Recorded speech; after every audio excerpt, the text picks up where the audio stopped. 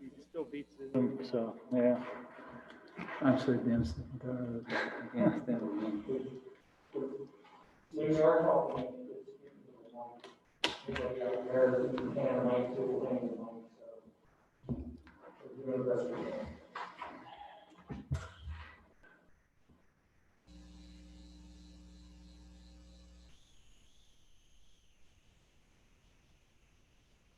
There you go.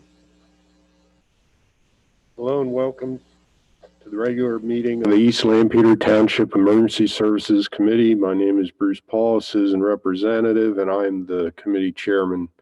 I want to inform all participants that this meeting is being recorded due to the COVID-19 virus and Governor Wolf's recent orders limiting indoor gatherings. In-person attendance for this meeting is being limited to a maximum of 25 people who will be observing social distancing. Additionally, based upon the order of the Secretary of Health regarding face coverings, all participants in the public meeting room are required to wear a face covering unless they fit into one of the order's exceptions. When speaking while maintaining social distance, participants may remove their face coverings. Therefore, this meeting is also being offered virtually utilizing Zoom, which is a cloud-based platform for remote video and audio conferencing. The Zoom application is free to the public. General public is therefore able to join the meeting by connection through the internet or by calling in by phone. The public is also able to observe the meeting on the township's YouTube channel. Township is expecting to utilize this vehicle for all future public meetings during and after the COVID-19 crisis. Please continue to check the township website calendar for any updates related to these public meetings. Agendas for these meetings will also be available on the township's website and will be posted on the front of the township building. Township will also be recording the meeting and making it available for viewing via the township website and the YouTube channel. Every effort will be made to ensure the live streaming and website are working. East Lampeter Township takes no responsibility for and cannot be held liable for the unavailability of live streaming in part or in full due to technical issues beyond its control. Live streams and recordings of all meetings remain the property of East Lampeter Township and are protected by copyright. Access to live streams and recordings of the meetings is provided for personal and non-commercial use. Video, images, and audio must not be altered, reproduced, or republished without permission of East Lampeter Township. Joining me in the meeting room while observing social distancing are Dave Keynes, Paul Fisher, Steve Gribble, John Blowers, John Latcher, Ralph Hutchinson, Claire Graham, and Jim Martin. Dave Gribble, and I don't know the young lady, Susie Sutton, and okay. Also participating to support committee and president in the meeting room is Ralph Hutchinson, who was introduced. For those committee members joining via Zoom, I now want to confirm that they can hear me and that all of us can hear them. When I call your name, please give an indication that you are able to hear me one at a time. Susan Yoder.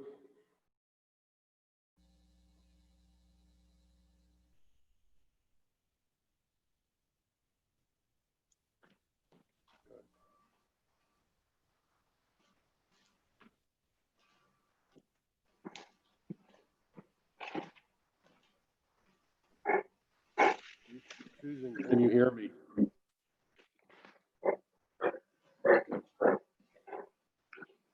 I got a yes.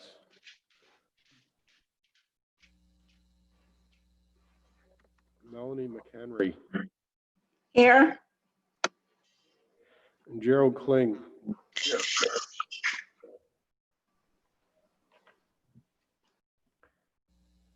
It is suggested that all participants on Zoom mute their microphones during the meeting until they wish to speak, make a motion, or vote. All votes will be taken by roll call so they can be properly recorded. In order to accommodate public comments at this meeting, the township will be accepting public comment via written comments and email.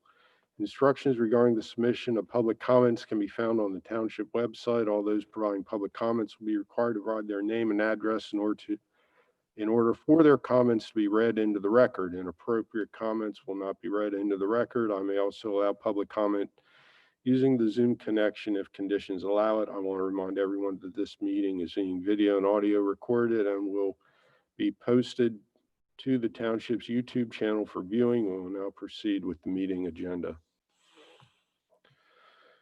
So call to order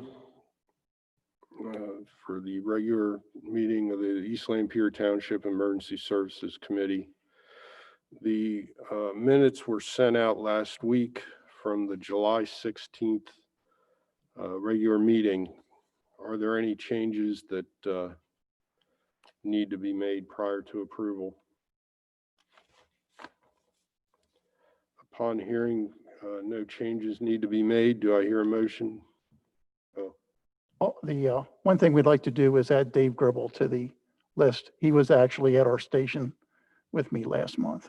Okay, so there's the change added to Ronks Fire Company, Steve Gribble, Melanie McHenry, and Dave Gribble in attendance via Zoom.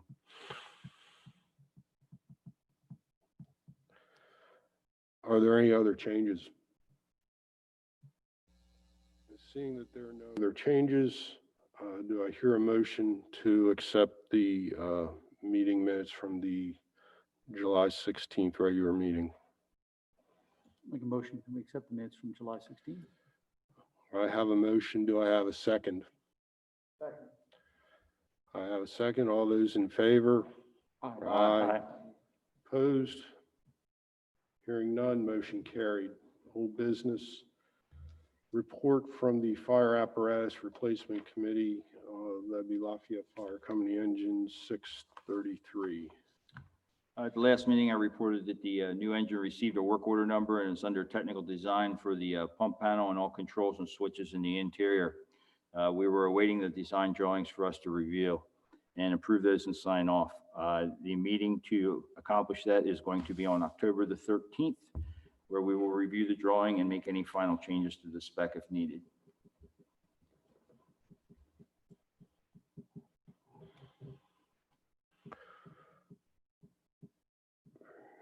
Change order.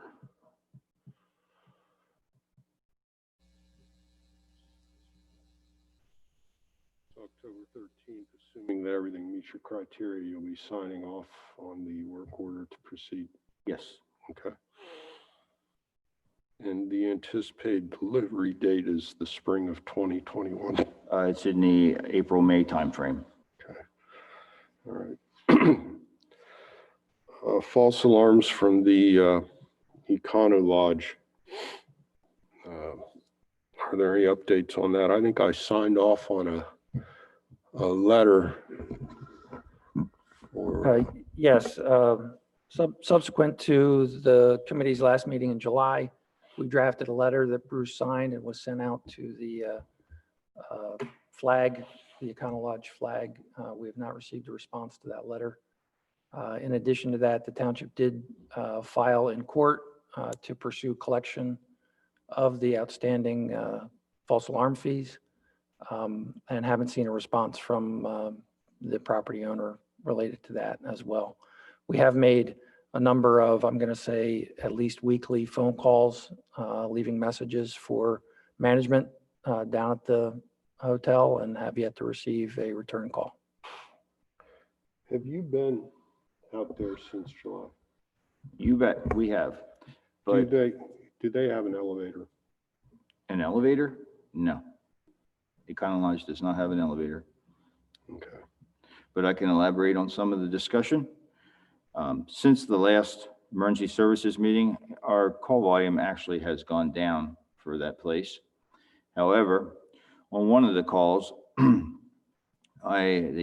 manager was there, and I approached him on our conversation that we've had at the Emergency Services Committee here, and I asked him if he was aware that at the township level that his business was under a highlighted discussion, and he was not, and he almost broke down in tears upon hearing that.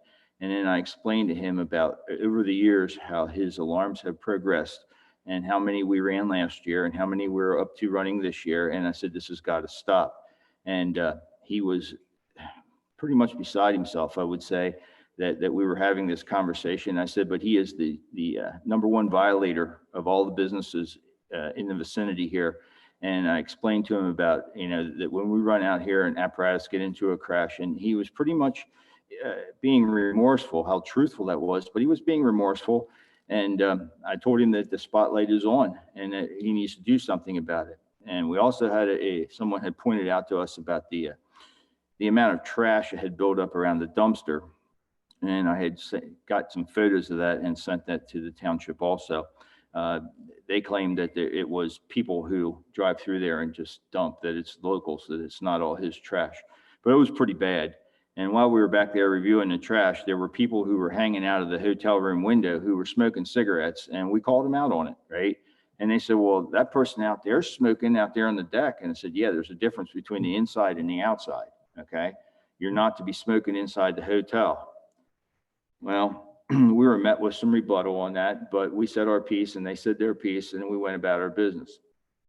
We had another call there about 2 weeks later, and I approached Mr. Patel and I said, look, I'm sorry, the management, and what's your actions on this? We've had this discussion. I told you that you're in the spotlight, and he whipped out he pulled out a paper contract for a new alarm system. So it was up there in the amount that it's going to cost him, but I told him that, I'm not sure that that's going to take care of all of his problems, because a lot of his problem is with the clientele also. I suggested that we discuss, have a meeting and discuss the heat detectors rather than the smoke alarms. And he seemed to be moving forward with this. This is his track. He wants to get a new alarm system in there. So fine, that's where we're at. I haven't talked to him since then.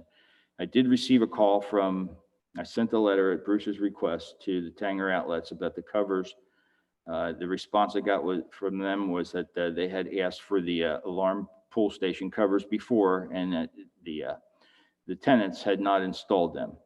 To me, it's a issue where the landlord should be the one installing them and not the tenants, but we have nothing who's to say that's right or wrong.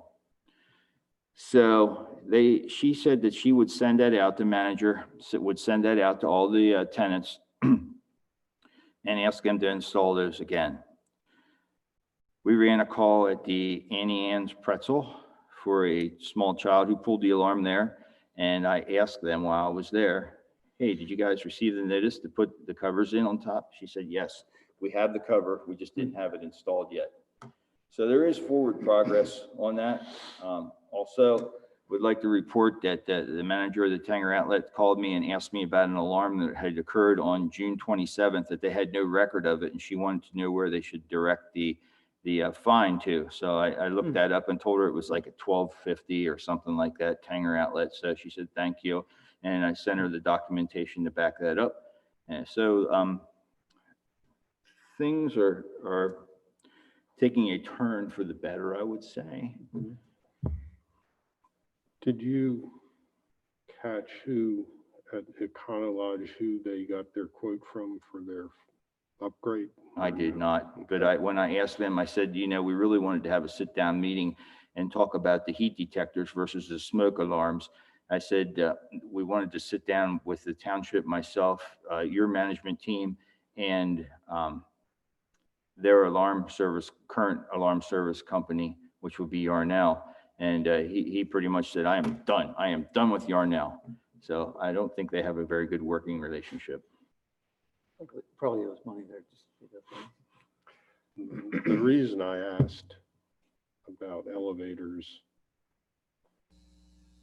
and if they have any boilers there, every year they have to have some kind of inspection, and they have to post the inspection certificate. And on that certificate is the name of the insurance carrier. And I was thinking that if they had an elevator, you could pull that, nonchalantly pull it off. Mm-hmm. And that would be one way to get their insurance carrier. But if you're telling me they don't have a boiler, they don't have any kind of pressure vessel or elevator, then that's shot in the butt. That was a thought. Mm-hmm. So Okay. It sounds like progress is being made. I'm a little dismayed that Econo Lodge has, I don't know, what other action can we take other than the legal end of it, trying to collect the fines?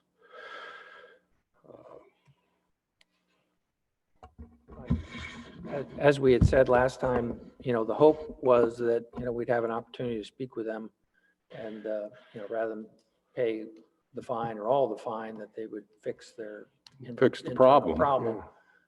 So we're hoping still that the filing of the complaint in court will give us the opportunity to have some dialogue with them and Has a date- offer that as a solution. Has a date been set or have, No, okay. All right. I guess at this point, just keep us updated as to any progress or backwards motion. If anyone else has any further ideas or suggestions to get their call volume under control, we can certainly hear and certainly listen. It just seems it's beyond my comprehension why you would let that happen, but all right.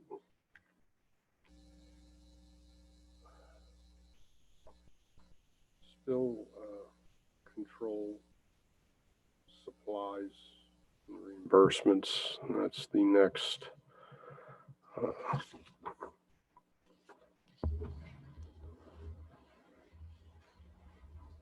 item on the agenda. Is there any update on this as far as, I believe I asked for costs and how much is being spent every year on this?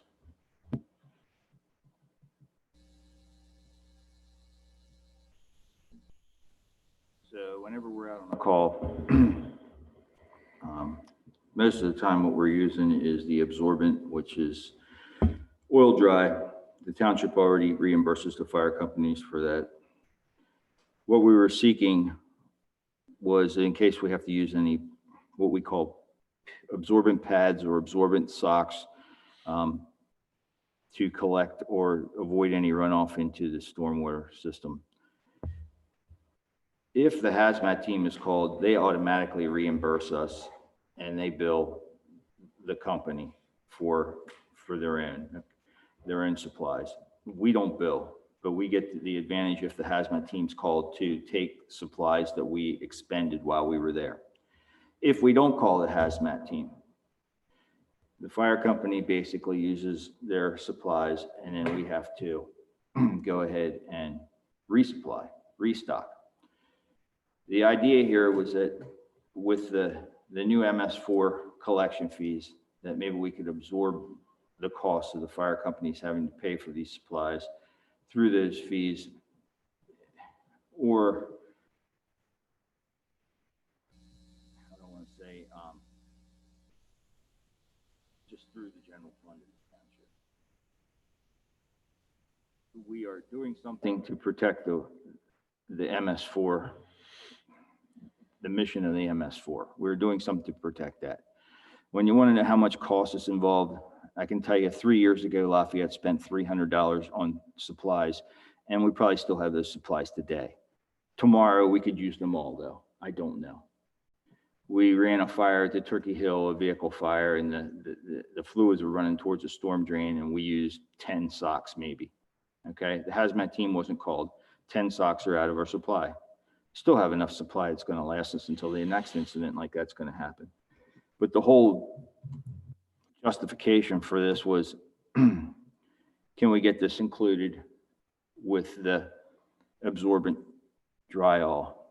I think when we first started the conversation, we wanted to have a stock of supplies, and then that kind of changed, in my opinion, correct me if I'm wrong, that kind of changed to just being reimbursed if we use it. So to create a stock of supplies and buy a trailer or whatever we needed, we're talking a couple $1,000s. And if we just want to be reimbursed for what we use, that's going to be hit or miss. I'm going to say $100 a year for Lafayette. Yeah, I don't think carrying a stock of supplies is really the way to go. Bird in hand, Paul, how much do you think you expend here? I don't know. It's very, very minimal. I mean, I would say if we spend $100 a year, I'd be surprised, honestly. But again, like Dave said, it was more, I mean, we could have a major incident where we'd use a lot of it, but even then we'd probably have hazmat there. So So if you have hazmat there, though, they would restock you and. I don't know about that, but I think it would be more about, okay, but they would probably be using, we'd probably be using, relying on them to bring, most of the supplies. So from our perspective, it's not it's not a pressing thing, but. Rocks. Here's what we have here, and if it's okay, I have some papers to pass around. And this, what we did was, this is an inventory of what we carry or what we have at station. Someone,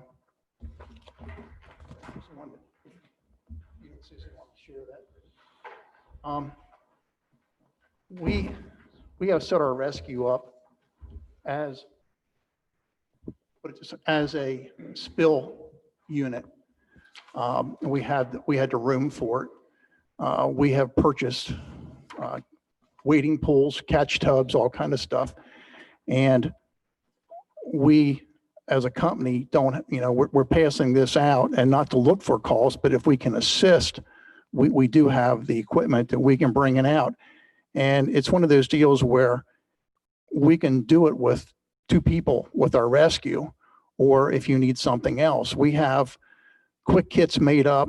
And when I say quick kits, we have bags that we used to carry cribbing in, but now they're set up with socks and pads.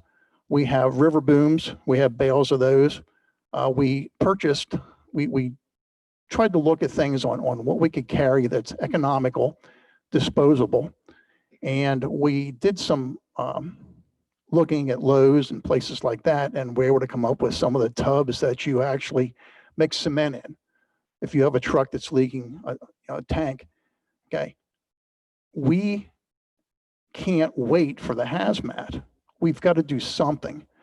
And if it's a hazmat call, that's one thing, okay? If it's a spill control, which we get called to those, and sometimes it ends up as a hazmat. But if you have a tractor trailer that's got a saddle tank broken, you can't sit there and wait and do nothing, okay? So what we've been able to do is we purchased this, and with the additional equipment that we have at our station, we have a shed that's got oil dry in it. We have buckets made up as a grab and go. Next to our squad 1 that sits in the back of our station, we have a job box that's full of these quick bags to go with, and also that, the buckets of oil dry that we can load up real quick and go with it. We have the initial cost already done, okay? For us to go to an accident and request the people that had the call or, involved in the accident to get reimbursed, it doesn't happen. We have it set up that if Garden Spot's there, they will reimburse us, give us oil dry, give us pads, booms, things like that, and then they'll bill for it accordingly. If they're not there, then we have to deal with some of the other tow outfits we have in the township. And I'm not saying they all carry the same equipment or have it available to us. So we also have to, I think, look at that when we're out on fire calls and we have runoff, we've had that at a couple calls recently, is yes, we can call the hazmat team out, but it could be, depending where you're at, it could be an hour or less or more until someone gets there. And by then you have streams contaminated, things like that. So people see this anymore. And I'm not saying we put a show on, but we have to do something to at least help mitigate and this problem that we deal with. We had a couple spills here recently with a Valley Protein truck that affected Lafayette's area and our area, and then also down the highway toward Paradise further. And I know that we submitted information to Tara, hoping to get reimbursed for some of this, and I believe we got nothing. I talked to her about this, And, you know, this is the things you kind of deal with. Again, we're not looking to go out here and nitpick, but you know, I brought one of the books along that we order stuff through, and you can get it on eBay and this place and that place. But you know, a bag of River Booms, which is 4, it's $128. Now, it doesn't sound like a whole lot, but then you throw shipping on, and if you have to get some of this, it adds up a little bit. All what we were trying to do is, if we get reimbursed or resupplied, I'll call it, from the tow outfits, that's great. Okay, we don't have a problem with that. It's when we can't that, you know, and I'm not saying it causes a financial burden, but it's money we're putting out. The tubs that we carry, and we've used it on what some calls the Lafayette had, things like that, for decon and all that. Sometimes you just throw them out. To clean them, it's not worth it. Especially if they have diesel fuel in, they'll smell like diesel fuel for the 10 years after that. So, you know, we've made an effort to carry this stuff, have it available. We're very concerned that, you know, when you're out on the highway and you have a tractor trailer or 2 go together, you've got to have the stuff available to you. Okay, we have the initial cost out there. Now it's just kind of the reimbursement. If we can't get some of this, because I can tell you, you're not going to get tubs replaced by the tow outfits. They do carry pads. They have some socks and stuff like that, but they don't carry everything. We've never had a problem with oil dry. We've turned an invoice in, and we have a supplier that we can get it at a very economical price. And, you know, we keep so much at the station for those calls. But it's like Dave said, you know, you get to a point where you might not use it for 8 months, and the next time you go out and you've got 2 tractor trailers run together, you're doing anything you can. And anymore, if you don't do something when you're out on a call, there's too many cell phones out there. There's too many people that are taking pictures, complaining that you're not doing something. So we have to make a conscious effort, I believe, to do what we have to do. And, you know, again, we're not looking at super big dollars here, but you could end up with that call tomorrow that, you know, it doesn't take long to replace some of this stuff.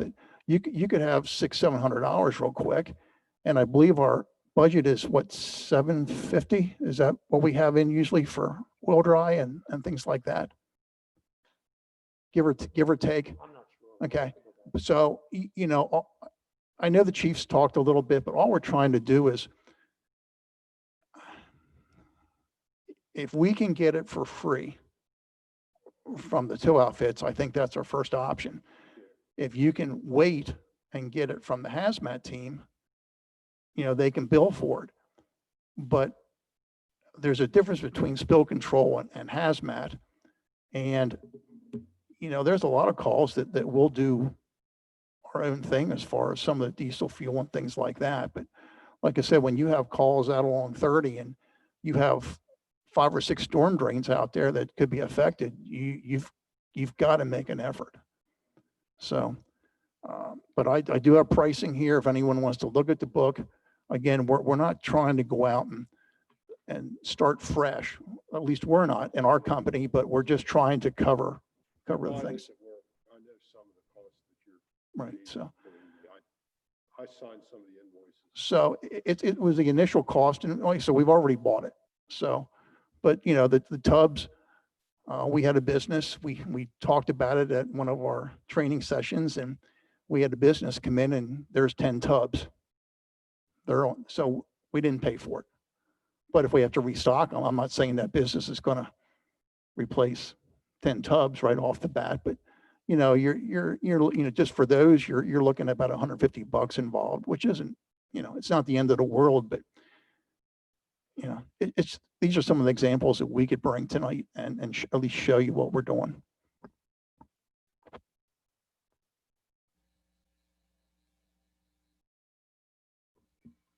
I think we should think it probably could. My suggestion was going to be that, if the committee wants to make a recommendation to the board, we are in budget season. And so, if we're going to budget for this going forward and the board gets recommendations from this committee, that's how this would proceed, I think. I agree, Ralph. I think if this committee would like the Board of Supervisors to see it and to consider putting it out there as an addition to the line item, or even, utilizing some MS4 dollars from it, we need to hear from this, we need to hear from you. It doesn't sound like it's tremendous amount, and we've talked about this prior. I mean, it could be a couple $100 or something, but it, as you say, Steve, every little bit helps. And if you can get something free from the bill backs from the towing companies, great. If you can get, a donation from a business, fantastic. If the taxpayers are willing to put in, a couple $100 to make it, to replace it, when the time comes when you use it, it helps. So this would be presented to the board, and the language would be something to the effect of,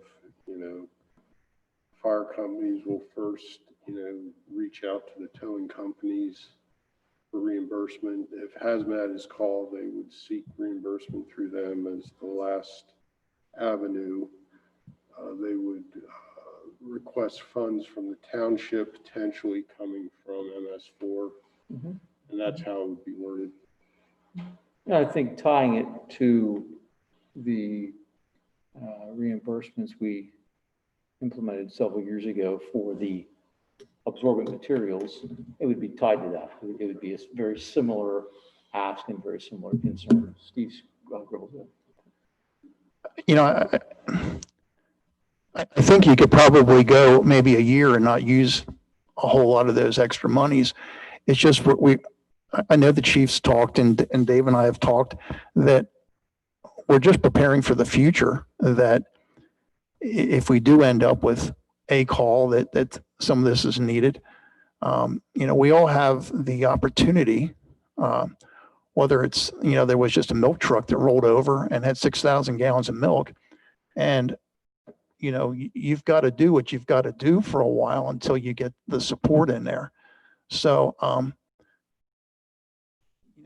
this goes back to the point of, I don't know what's spent. I mean, I saw the budget before, and it's $700 or $750, I think, for the oil, dry.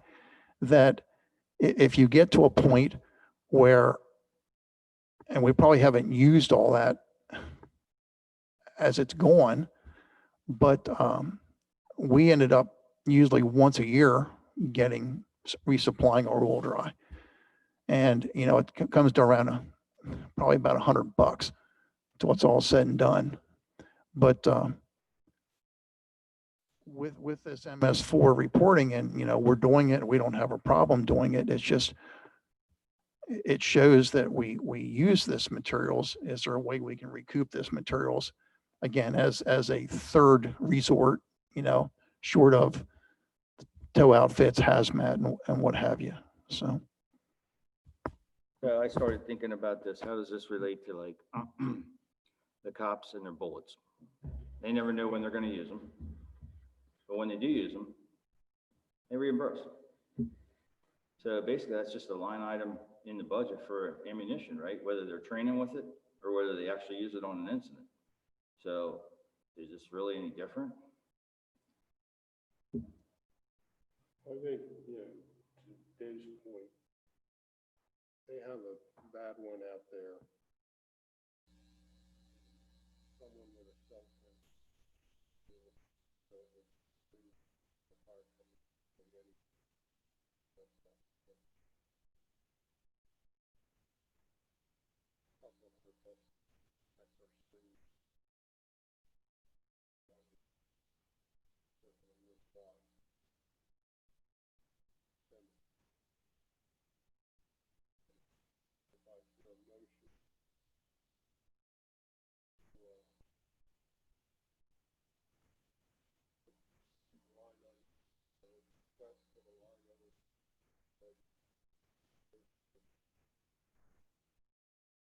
Township after unavailable from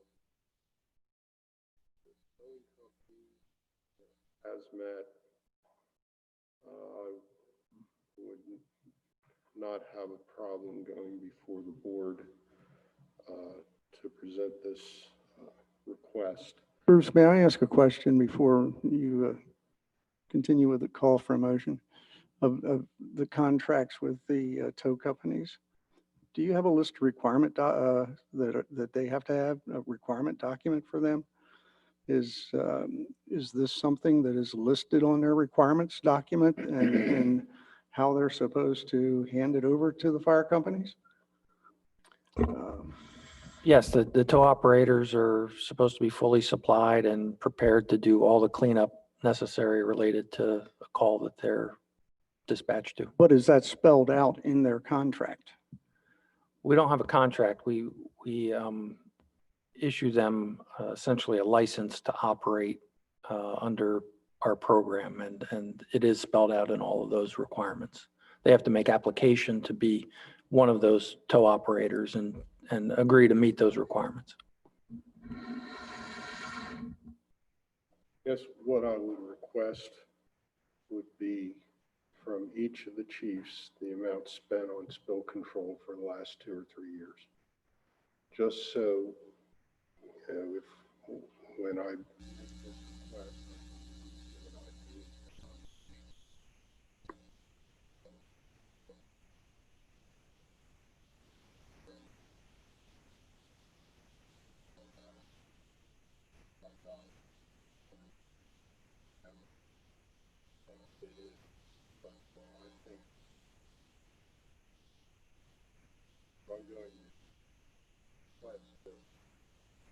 provide their certain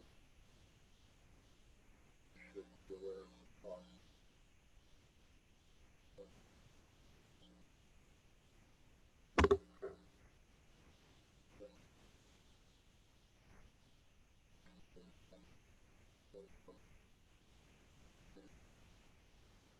In your experience, do oil companies carry river booms, and or is that something that they just do?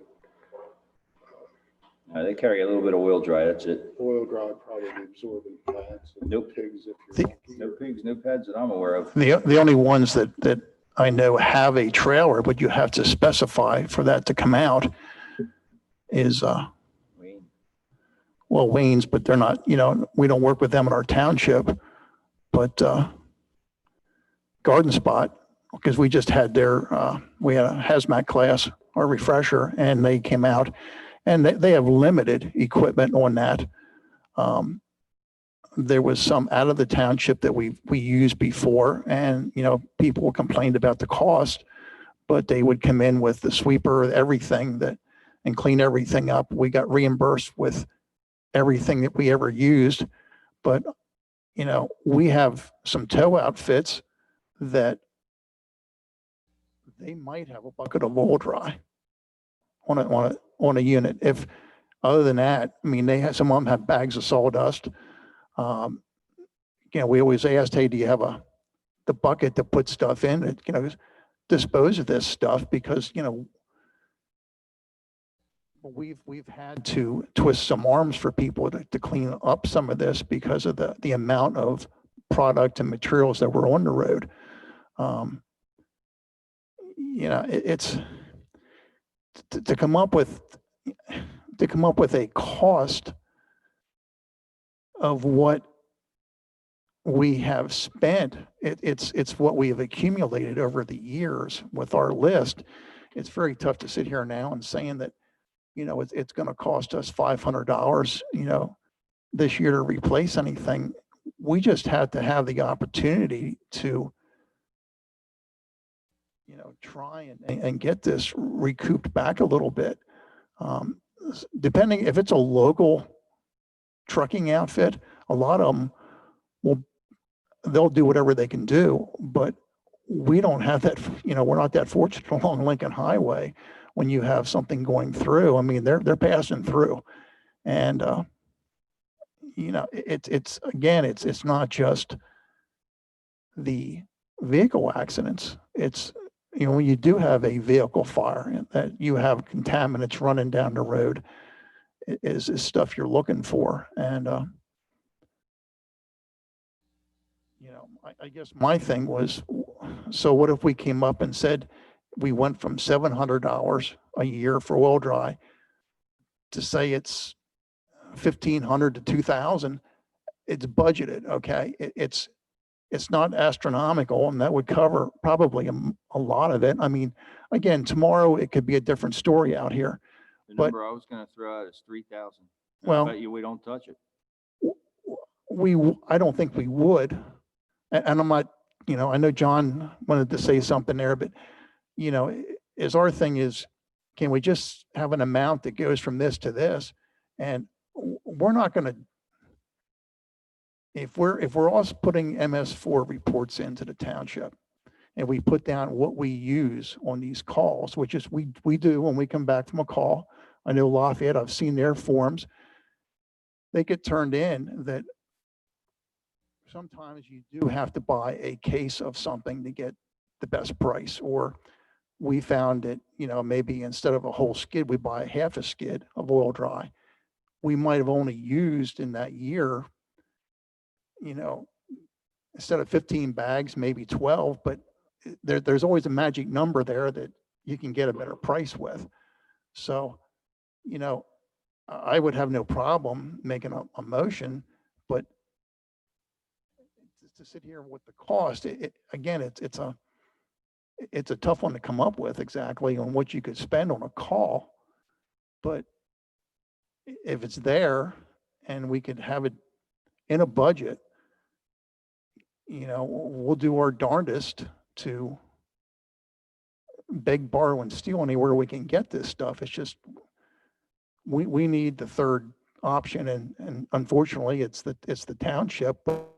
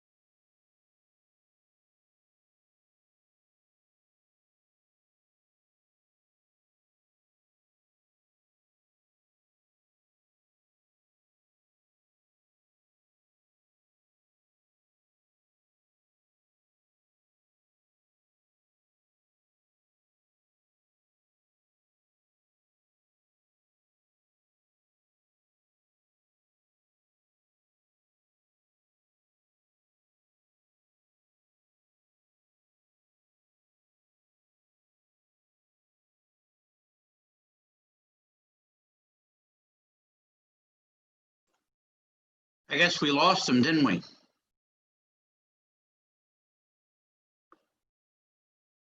Hello? Anybody out there?